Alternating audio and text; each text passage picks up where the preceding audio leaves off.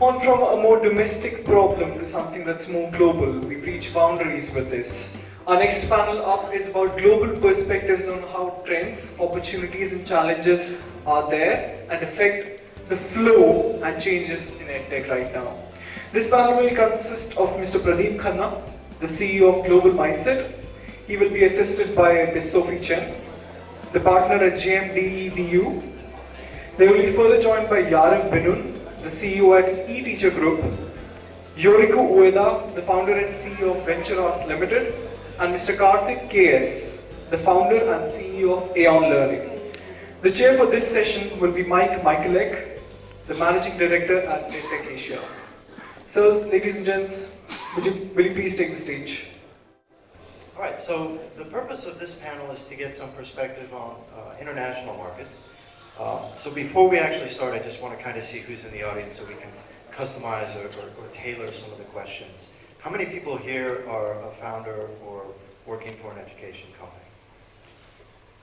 Okay. How many people here are representing the investment space? Okay. How many people here are policy, government, other thought leadership? Okay, that helps. All right, so today we have 5 representatives from representing Israel, India, Japan, via Bangladesh, China, and Australia. So let's just take a quick minute if you briefly want to introduce yourself and the company that you're here representing. Hi. Hello, good morning. Very happy to be here. My name is Yariv, I'm from Israel. Actually, first visit for me in India, so it's exciting. I founded a company called eTeacher 18 years ago. So I've been a while in this space before it was called EdTech. Today we manage 4 virtual schools worldwide. We serve about 25,000 students a year in different verticals, revenues over $20 million a year, all synchronous learning, B2C group sessions. Our most exciting project, and this is why I'm here, is Tech Uni. It's a online school for coding for kids, and we want to launch the activity in India this year. So this is basically what I do. Okay, thank you. Thanks. I am Karthik, CEO of AEON Learning. I have about 17 plus years of experience of working in EdTech in India. My first company was 24x7 Learning, which had about 3.5 million learners go through the platform in the corporate learning space. Currently, AEON Learning focuses on higher education, offering online education products and services in 2 verticals. One is academic, which is on emerging technologies like blockchain and data sciences, etc., which is completely online. And the second one is Avagma, which helps universities and institutes to offer their courses online. I'm quite excited to learn from my colleagues from around the globe.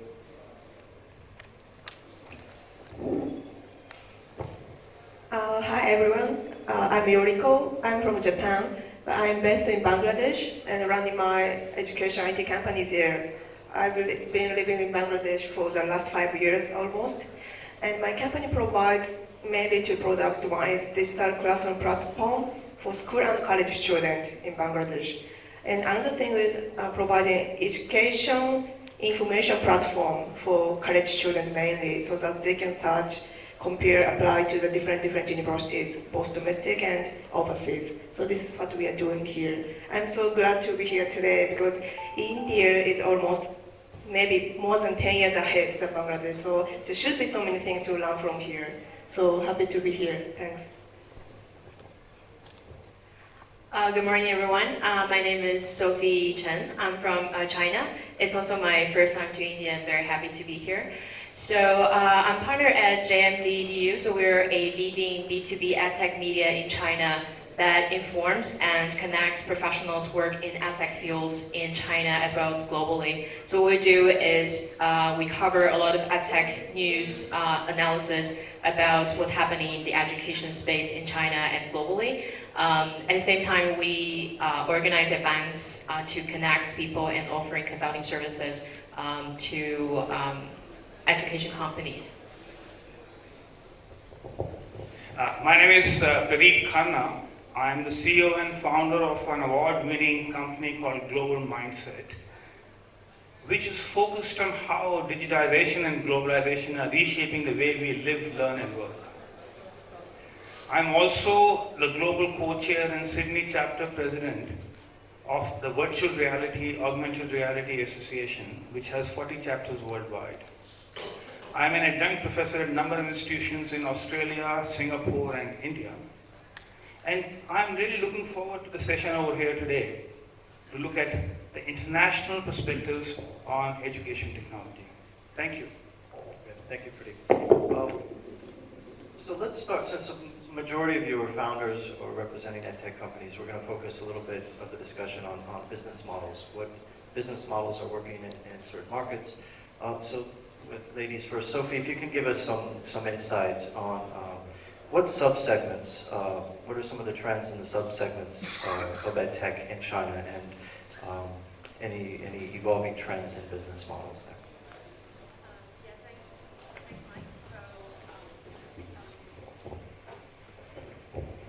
So in 2017 in China, so basically I would say the biggest trend is that we see online live learning becomes very prevalent in China.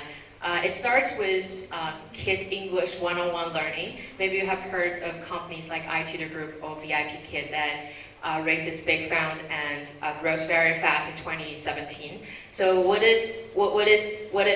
is that a Chinese kid can learn English from a foreign English teacher, which sits in US.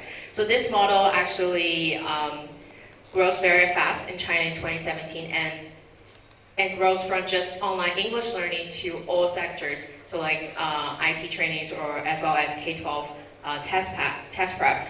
So what is very interesting in this segment is that actually the companies charges similar prices as what they charge offline. So it actually contradicts a little bit with our notion that online learning will be like cheaper than offline learning. So this is like one big trend that we see in China.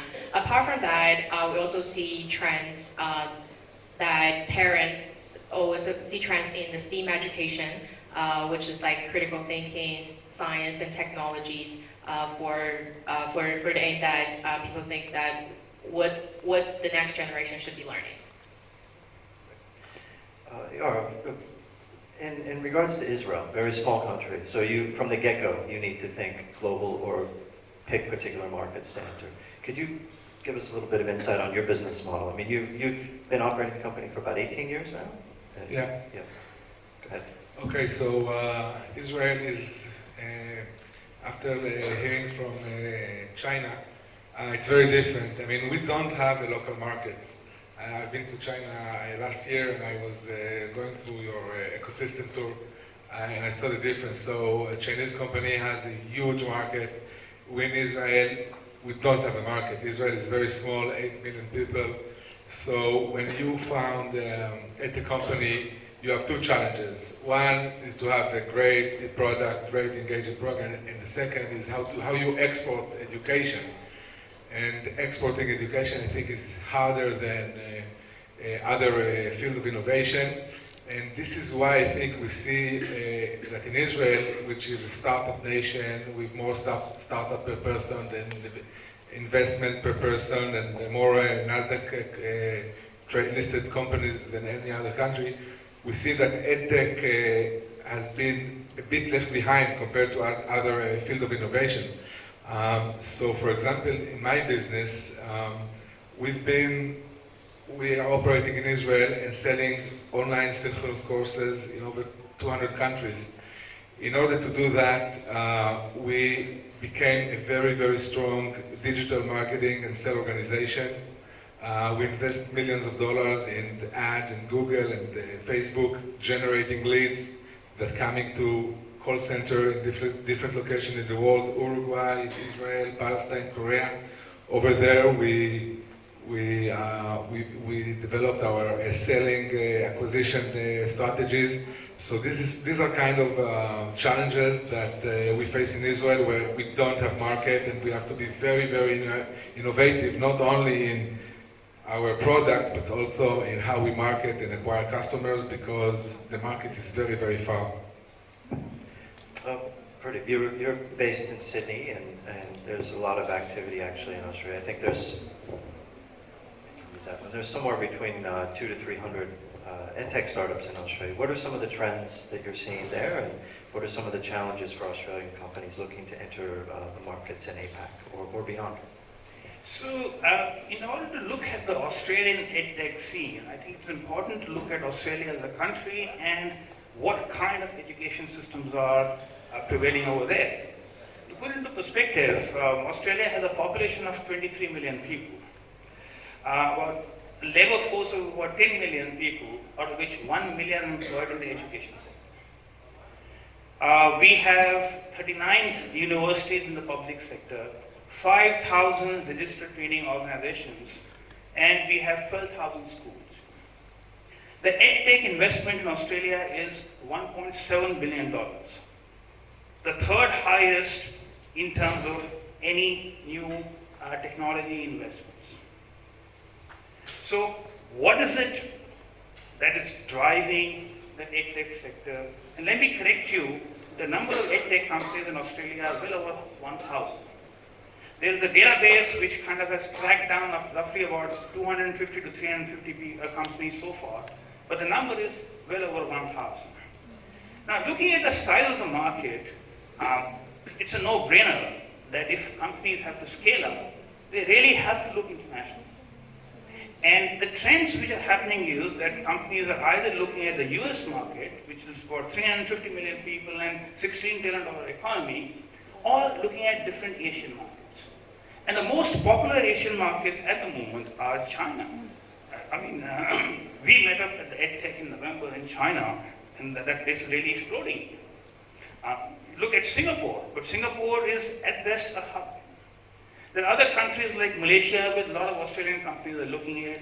They are looking at India, but the challenge insofar as India has been concerned is that it's been, yes, the potential has been there, but the business environment is quite complicated.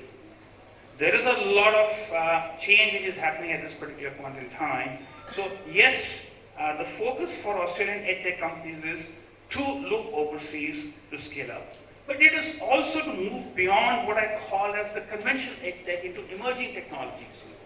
So as the global co-chair for the VR/AR Association, I'm in touch with 1,000 entities who are involved into virtual reality, augmented reality in Australia alone. In education alone, there are so many entities who are focused on to leveraging emerging technologies. And that I see as, a game changer. Of course, the debate will continue, has the time come for different emerging technologies or not.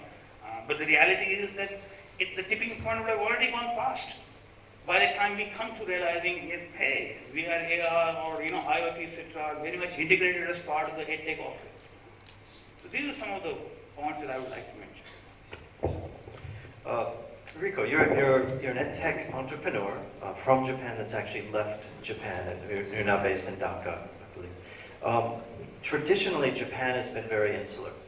There's a lot of activity, but it's just domestic focus. And now what we're seeing are a lot of the larger Japanese companies. Quipper is another Japanese company that's present here, are actually going beyond Japan and looking to enter Asia or beyond. Can you give us your personal experience on why you decided to maybe leave Japan?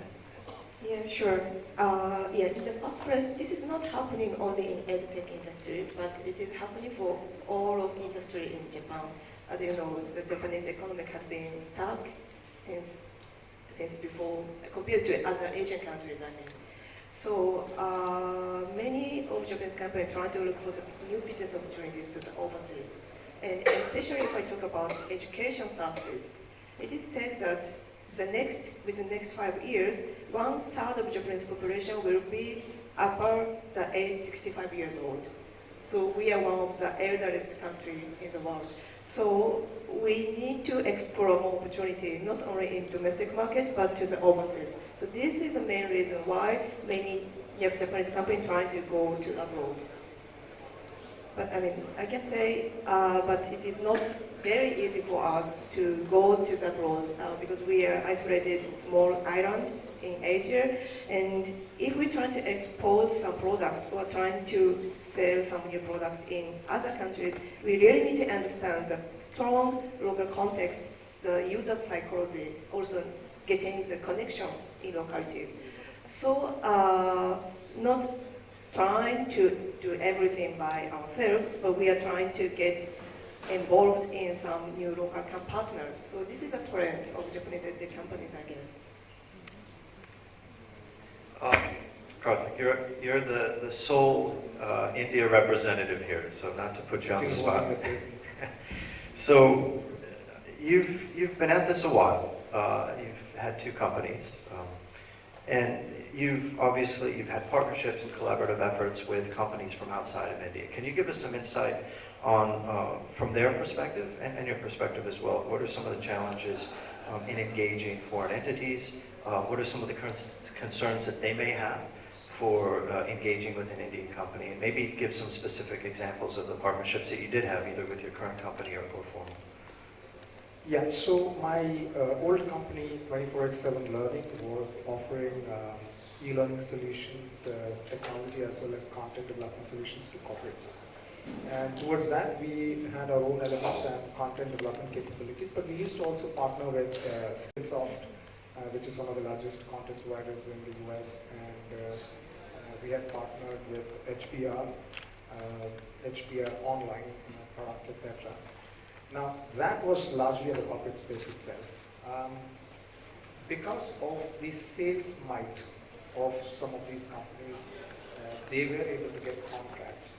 But it is in no comparison to the size of the company, of the country, versus what we're selling in India. And at a price which is at large discounts to what they were offering in the US. Similarly, in the current company where we are offering, we work with higher education institutes and take their courses online and give it to the B2C here. We work with UCLA Extension, we work with Jack Welch Leadership Institute in Australia University. Again, the courses that were being offered from there was a hard sell for us as well as for the institutes there. Now, I know for a fact that Laureate Group or DeVry, Capella, all of them, including many of the traditional higher education institutes in the US, have been trying hard to enter India. They are present, and not because of the population, they are able to sell, but not to the extent that they can, considering their brand and their quality. With all of this, my experience has been that, there are two things. One is our style of learning and our problems here are unique. One, our style of learning, we are really lazy, first of all. There is the top-notch, which is a self-disciplined and self-motivated who would grab it wherever he is. He's the guy who takes an H1B and settles down there or goes and does his master's there. But then the next lot needs to be taught. And the certificate at the end of the day should also give him a job.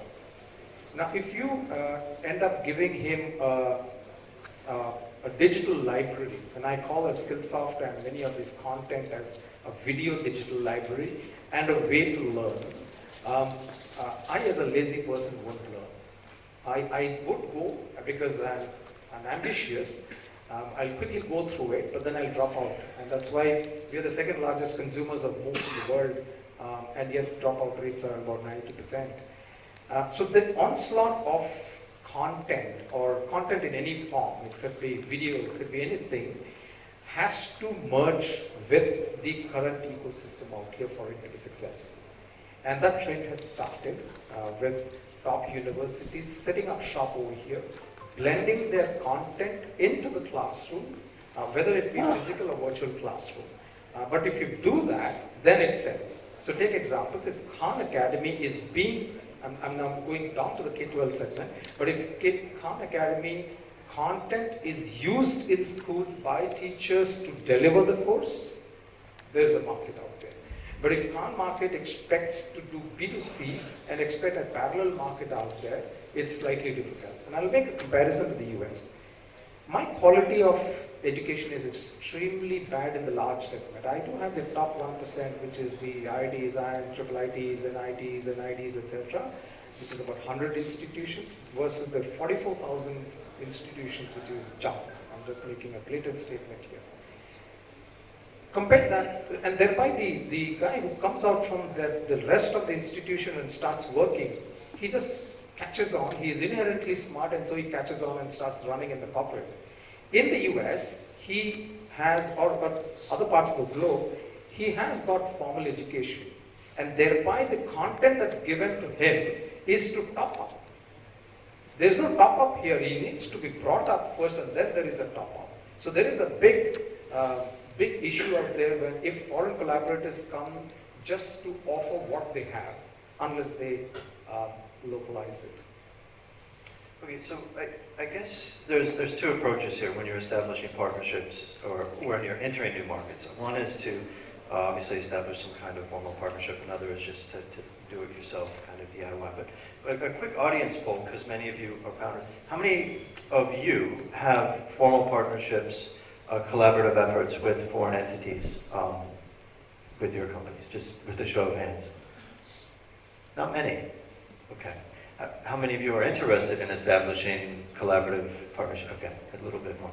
So, Yariv, you're actually in the midst of this right now. You're about to launch, I believe it's a coding platform for kids in India. And are you doing this all on your own, or have you established partnerships with entities here in India? Okay, so this is a question that I'm asking myself, and this is really why I'm here, and I would like to talk to people and see what are the options. But I can say, but looking at the other markets that we operate in, I think that we are quite unique. We found that we can market directly to the consumer in many, many different countries just by placing ads on Google and Facebook. Really, I mean, 80% of our revenues are just coming by using these methods. We sell in Korea, we sell in Europe, Russia, Saudi Arabia, and most marketing experts usually told us that that would be impossible because of cultural differences, but we managed to do that to a certain extent, to do it directly. Having said that, I think that working without a local partner, without a local brand that can create trust with the customers, make customer acquisition more expensive. So we're looking forward to, I'm looking forward to find some marketing partner in, for example, in India, that will help me to get to the market, that will create trust with the customer, that will lower acquisition costs. And this is why I'm here. Okay. So it sounds like up to now you've kind of had a DIY, like do-it-yourself online marketing campaign to enter all these markets. Sophie, with JMDEDU, I think you actually work with a lot of companies that are interested in entering the Chinese market. You offer services for them, obviously. What are some of the, without giving away your secret sauce, but what are some of the tips that you give for companies wanting to enter China? Yeah, I think I really relate with what you said, is that the barriers or the most difficult one is that how you how you actually understand the customers in the new market, how their psychology, their learning behaviors are different from your home country, which this is what you should understand first. And then I also relate to what he said, that it's also the same in China as in India, that if you just put out the content, it doesn't actually, or it has its value, but it doesn't, it's not what customer pay. What the customer pay is that what your program or your courses or your training or your EdTech products can help the learners to master the skills. So that's what the students or learners and parents pay. So we see in China this year is that people are paying for actually like learning communities or small learning programs that just have teaching assistant that actually keeps tracks of their learning progress every day. So like this. So when I'm saying that, okay, back to your question that if you want to enter into China, so what first to do is to be in the market and understand what the psychologies and learning behaviors of the learners there. The other, I was always say that, but it's like you have to have a local partners to understand the mechanisms of the market in China.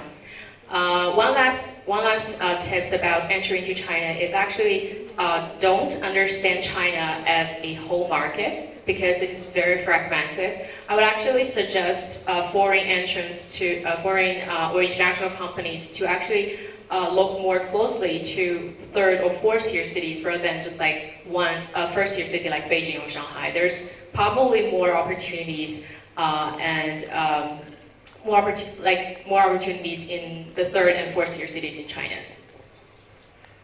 And Yoriko, your example is quite unique because you chose to enter a new market. You chose South Asia, and you actually transplanted yourself and moved entirely. So why South Asia? Why Bangladesh? What are some of the challenges you've had as a Japanese company entering a South Asian market?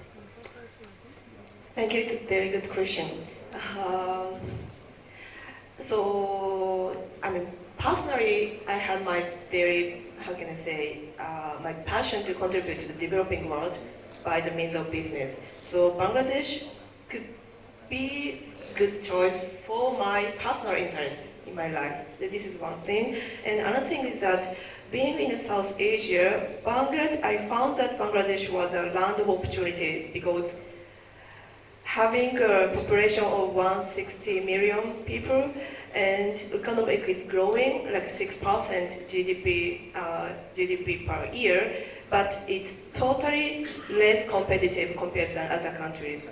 And also internet penetration rate has been growing, but not that much countries are considering Bangladesh as a good market. So that's why I found it was good to get into Bangladesh market from now on. So after a few years, it will be growing up to a huge market. So this is what I found 5 years before. And actually, when I started my business 3 years before, only 30% of the population in Dhaka city could access to the internet. But now, 2018, almost 60% of people can stay in internet for 24 hours. So it's a huge change and dynamically changing. So I think market is getting ready year by year, and I think it's a very positive trend to us. And in terms of business, of course there is a lot of challenging, a lot of almost every day, because the culture is different, and also it's a very, how can I say, society of connection. So without connection, we cannot do anything. And also, whatever we launch, the service or product related to the EdTech, this is too new for the user, for the guardians, for the school authorities. So it's not easy to get their understanding. Good thing is that the perception of the student, young student, very easily adapt the new technology. Like 3 years before, we launched the mobile-based learning app for school and college students. So only after 2 months, that app was nominated to the top 10 popular app in Bangladesh Android market. So in that way, students can adapt the new service very easily. But what happened after that is we got a very huge, how can I say, negative response from school authorities and their guardians. So because they think mobile app is only for gaming, only for social networking, it's not for the education, because they never seen that app can be utilized for the education. So the people psychology was a very big obstacle. So we found that no matter how much we spend for the user acquisition, we cannot get the retention. So we stopped investing into the mobile app, and now changing our business in such a way to incorporate existing school and colleges, which already has a student with them. So B2B2C type model will be more workable in Bangladesh, what I've found so far. So I mean, apart from this, there are so many obstacles every day, but I mean, if I talk about the business, how much the market is ready, this is one thing. And also people's psychology and trying to adjust our way of service model so that they can understand the value and adapt it. So figuring out this level, how much we should localize our service. So this is one of the very much challenging, I think. It sounds obviously you have an affinity for emerging and developing markets, which is why you went there, but it sounds like there's unique challenges in doing so. Let's talk a little bit about... Sure. We see it a bit differently, and we see partnerships as the key in the 21st century. There has to be value for both the partners and an appropriate balancing of risk and reward. So when we look at partnership, it's not that let me take my product or service to China kind of a thing. It's by a company in China or India partnering with a company in Australia to adapt the offering for the local conditions, but also to look at whether they can outsource part of their development activities to that country. So you're looking at both from a CRM and a SCM perspective. So in a sense, the challenge really is that because we're dealing with small entities, is in building up trust. So it has got to be maybe a step-by-step kind of an approach, But in a sense, it has to be looking at, hey, if I'm sitting in Australia and this company in India, how can we look at jointly developing a product for the Indian market, for the Australian market, and for the third country markets? And how can we allocate the work which is best done by the two countries? So that's what I would look at, in terms of a partnership model. Those models of starting by doing DIY or going to a joint venture or totally have a own entity, they have become a bit outdated in the brave new world today when we are living in a global world and where partnership is the key. And you don't build large organizations, but you leverage each other's strength. It's like 2 + 2 = 5. Thank you. Let's get some insight on Israeli innovation. I'm just curious because it tends to be talked about at a lot of tech conferences around the world. It just again like per capita, a lot of interesting companies coming out of Israel. Can you tell us from the education and tech perspective, what are some of the innovative solutions that you've come across? Okay, so generally speaking, I believe that I think that the future of we're going to see a lot of impact on STEM education coming from Israel. I think that there is a lot of scientific depth and strong background in Israel that eventually will contribute to the education community. So, for example, one very interesting company is Matific. It's a revolutionized math K-6 company that actually started at 5 years old, raised already $70 million from, I think, Australian investors. And they develop games, math games through apps. They made an impact serving 25 different countries.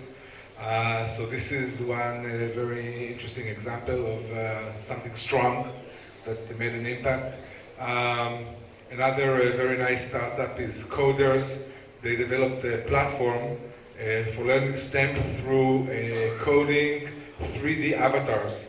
So you see split screen, you code, you see your avatar, you learn basic coding by coding your own robot, then you can download it to Lego robot and see it actually physically working. Young engineers, again, STEM education, physical games, getting into classroom. So I think that we are gradually seeing how the innovation, Israel as a giant of innovation is really getting into STEM and those products reaching the international market. Great. Sophie, to go back to you. So China, or the Chinese government, has put a big emphasis on establishing China as the AI leader in the world. So government initiatives, there's a lot of innovative solution providers coming out of China right now. Can you give us some insight on what you think are some of the most innovative companies coming out of China? Yeah, like AI plus education has been talked a lot. I think in China, but also like globally. So we see a few areas that is making progress. So like one is like speech recognition. So it is like very used a lot in English learning tools, so that students can like speak into the app, and then it will give feedbacks on your pronunciations as well as on and then recommends suitable courses for you. And the other is more like into the adaptive learning technologies that would using like questions and exercises to learn what you have mastered, as well as recommends the best next steps for you. These are also like used already used in the EdTech products in China or products now. And the others that a lot of efforts or a lot of like experiments on like face recognitions, how you actually can sense the emotions of the students, and then how you gonna give feedback to the students' learning. And these are a lot of experiments and trials on how AI can improve efficiency and efficacy of learning. I think there's a joke going around China right now where if you want to raise money, just call your company an AI company and go get money. So the bus kind of is like at the end of the bus, kind of got a bust, I guess. We missed the bus. So, Pradeep, in addition to your duties at Global Mindset, you're also an advocate for VR and AR. Give us some insight on what you see or what direction you see that going in the future. Can you tell us your position within that entity? So, AR and VR have been around for more than 20 years. And this is a very common thing that I say, that when I was getting married, I told my wife that I want to make a career in AR, VR. She said, oh, great. I hope you do well.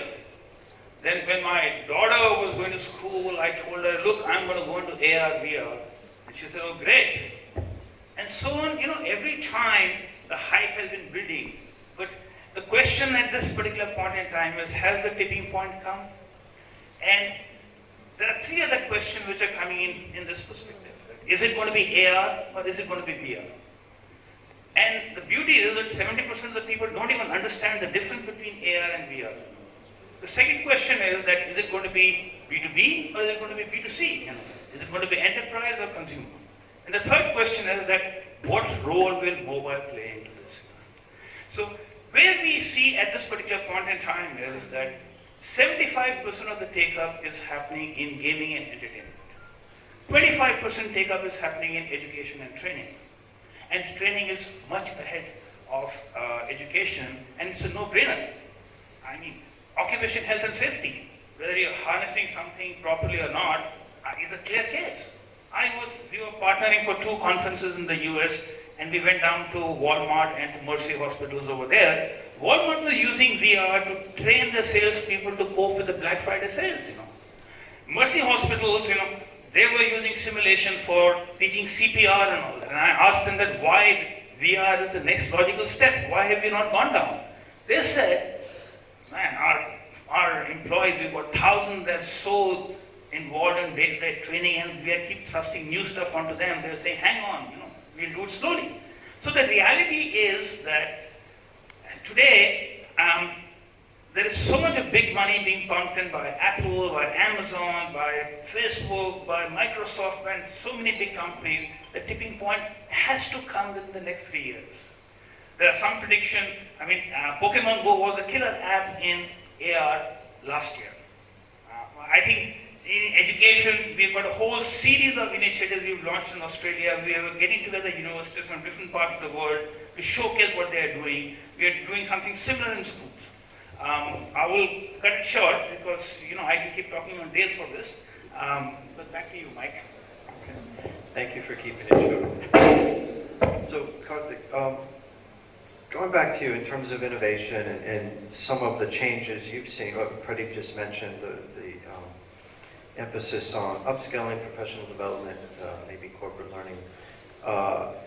how have you seen online education delivery kind of evolve within this market? I know several companies are looking at online synchronous instruction. What is your take on that market? How has it evolved since your first company to what it is now? And maybe where do you see it going in the future?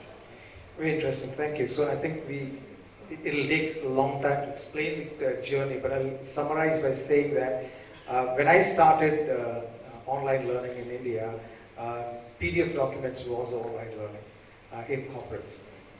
And we moved on from there to PPTs and voice-enabled PPTs, video-enabled PPTs in corporate learning.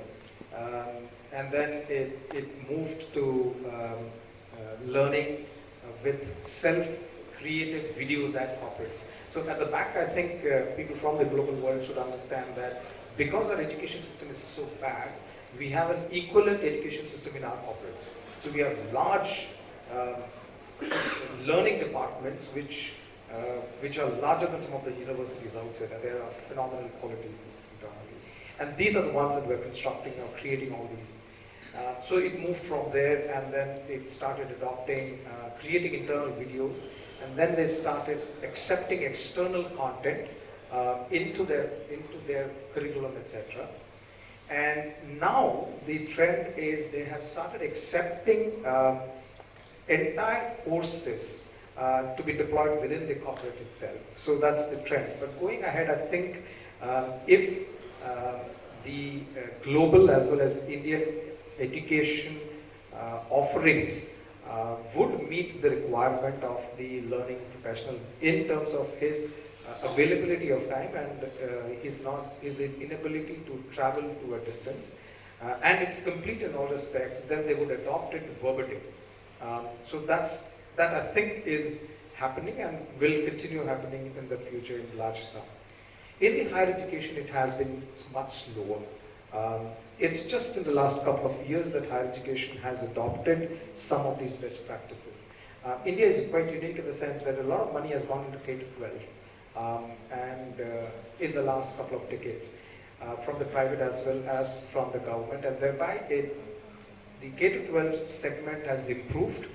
We heard, I don't know, was it Prachi or Ragini who said 86% of our students are enrolled in in K-12. But that's not the scenario in higher education. It's in a very, very bad shape. Policies are bad. Having said that, they've started adopting, started with WhatsApp, Google, and these are in physical classrooms, Google, Suites, etc. And then they started taking LMSs, blackboards, and I would say just about, this is just my gut feel, let's say 5 to 10% of institutions are using these for their formal education.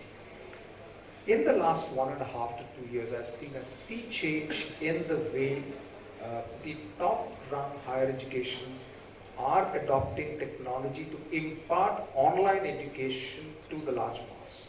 And that's happening in a very, very big way.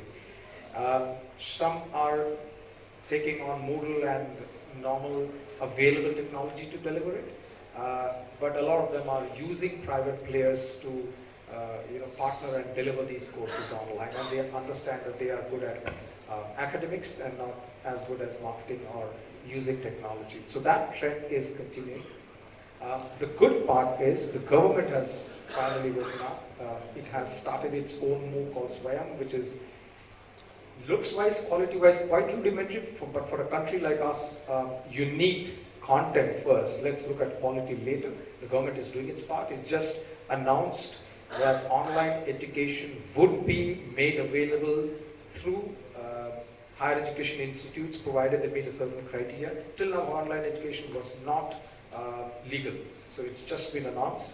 And yesterday, the finance minister, when he announced the budget, made a very, very loud statement that technology is the only way forward for delivery in higher education. That's a very loud statement coming from the budget itself. So going forward in higher education, of course, there would be online education and skilling coming from higher education, both to meet the fresher segment as well as the working professional segment in the immediate years to come through. We're almost out of time, so what I'd like to do is just a very quick speed round to give our audience some nuggets of your wisdom. And I think one of the themes that's kind of reoccurring is partnerships. Right? So you're all essentially representing international entities interested in the Indian market. What kind of advice could you give to our audience in terms of establishing a partnership with you? Just a quick bullet point, a verbal bullet point to go through for each of you. Establishing a partnership? Yes. So in terms of establishing a partnership with a foreign entity like yourself, what are some of the concerns, or what is like one piece of advice you could offer them if they wanted to? I think it's just communication. Being clear about what you can provide. We've been exposed to so many opportunities, and really when the message is clear, we are looking for it. So in this sea of information, we need a clear message to understand what the partner can bring to the table. Okay, so different communications. So how about India? You went out with.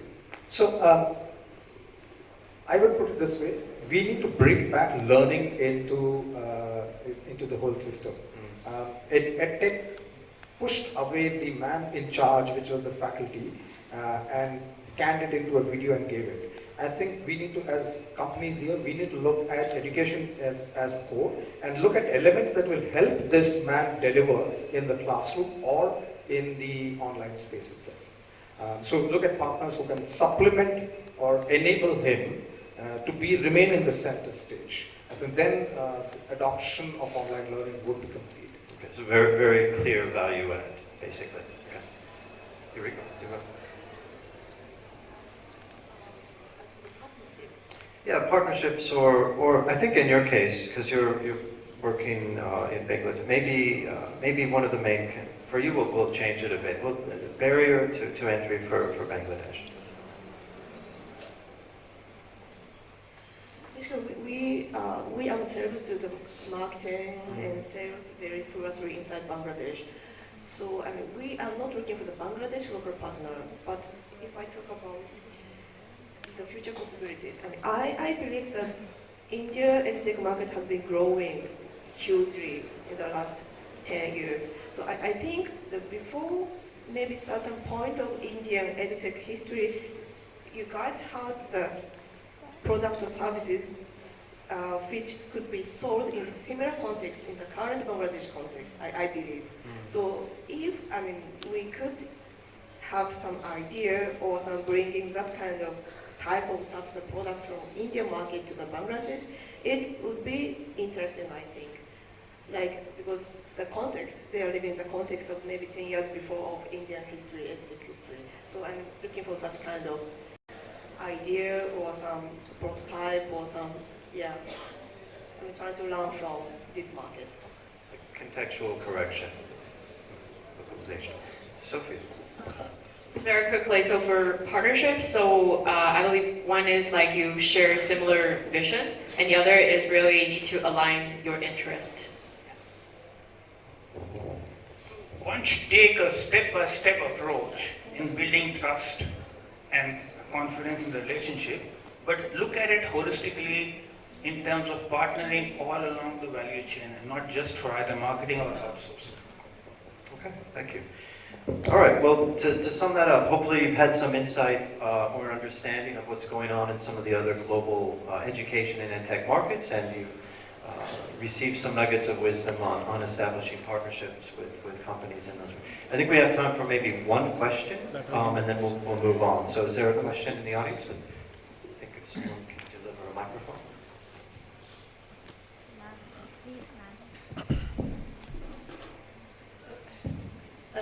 Good morning. I'm a principal of a school and have been looking into the recruitment of the teachers for last 15 years now.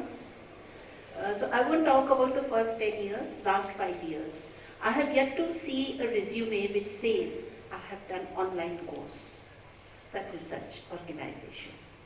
So that's still missing in the resume. That's one thing. Even if it is only for the skill development, I think skills are very important. So a person who does the course should find it so important that they start mentioning it in their resume. That's one thing.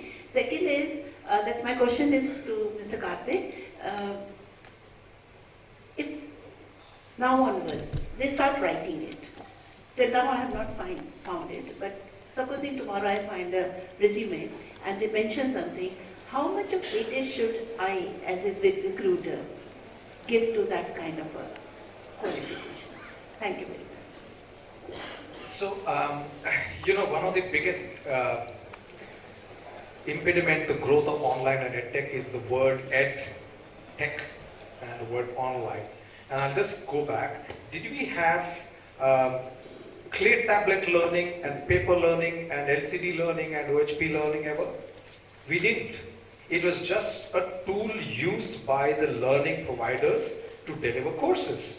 So today, if we are giving prominence to online, education has gone back. So according to me, if we have to, as an industry, learn and be part of the ecosystem, we should drop the word online and drop the word tech in EdTech. We are part of that. We are technology providers to the education system. It's just a vertical. And thereby, that is the issue. So I have a counter question to you. If you have to take somebody tomorrow and look at the resume, you look at his pedigree. Which institute did you come from? What is your CGPA, etc. And thereby, if there is a provider, I'm just taking an example, somebody graduates from an IIT with a PGPX, which is online, will you take him? I would take him because it is IIT. It doesn't matter whether he did online or he didn't do online. And so there would be, and I'm seeing an emergence of potential online providers who would be 100% online, and there would be these physical universities also available. But I don't think so it would matter whether it's online or not. What matters is the pedigree and the legacy of the institution. I haven't seen enough in the corporate world who have graduated and have done top-up courses from some of these other institutions, online institutions. Thank you very much. With that, I think we'll conclude the session. Thank you very much, panelists.